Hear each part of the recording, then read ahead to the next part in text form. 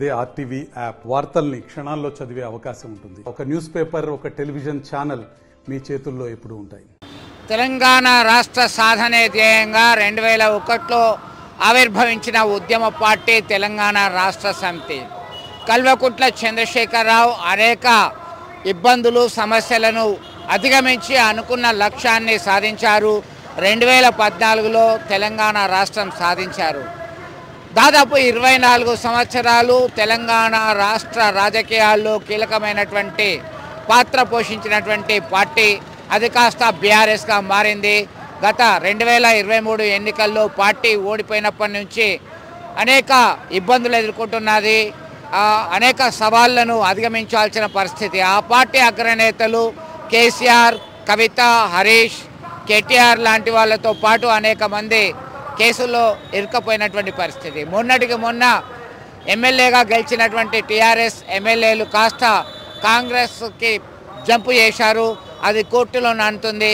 Cut చేస్తే కరీంనగర్, ఆదిలాబాద్, మెదక్, నిజామాబాద్ పట్టభద్రుల శాసన మండలిలో అలాగే ఉపాధ్యాయ నియోజకవర్గం నుంచి బీఆర్ఎస్ ఎందుకు పోటీ లేదు?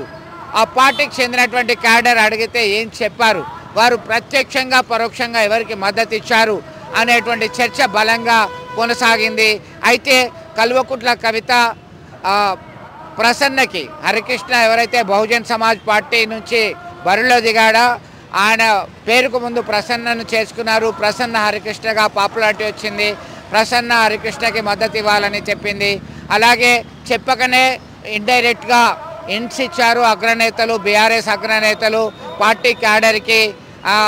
మనము బీసీ బిడ్డకే మద్దతు ఇద్దామని చెప్పారా, మరి లేదంటే ప్రసన్న హరికృష్ణ పేరు డైరెక్ట్గా చెప్పారా అనేది తేలాల్సి ఉంది అని కార్యకర్తల్లో చర్చ జరుగుతుంది. ఇదే పార్టీలో సీనియర్ కార్యకర్త స్థాయి నుంచి నేతగా ఎదిగినటువంటి వ్యక్తి మాజీ mayor Sardar Ravinder Singh party ticket ఆశించాడు.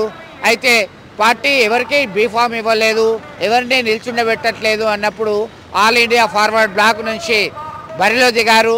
అయినప్పటికీ తాను బీఆర్ఎస్లోనే కొనసాగుతున్నానని ప్రకటించారు.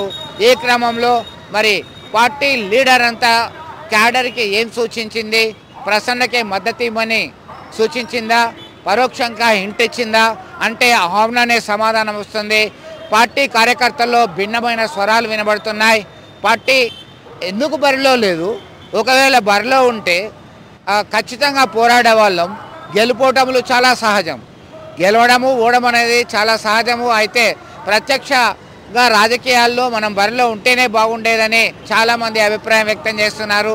ఒకవేళ లేనట్టయితే ఎవరికి మద్దతు ఇవ్వకుంటే బాగుంటుండే కదా అని గుసగుసలు వినబడుతున్నాయి. మరొక వైపు రవీందర్ సింగ్కి సంబంధించినటువంటి కార్యకర్తలు, అనుచరులు, ఇతర కార్యకర్తలు సైతం కొంత అసంతృప్తి అయితే కనబడుతున్నటువంటి మాట వాస్తవం. పార్టీలో జరిగే పరిణామాలు ఏ విధంగా ఉండబోతాయి వేచి చూడాల్సింది. మరిన్ని వీడియోస్ కోసం ఛానల్ ని సబ్స్క్రైబ్ చేయండి. లేటెస్ట్ అప్డేట్స్ కోసం వాట్సాప్ ఛానల్ ని ఫాలో చేయండి. అండ్ లింక్ డిస్క్రిప్షన్ లో ఉంది.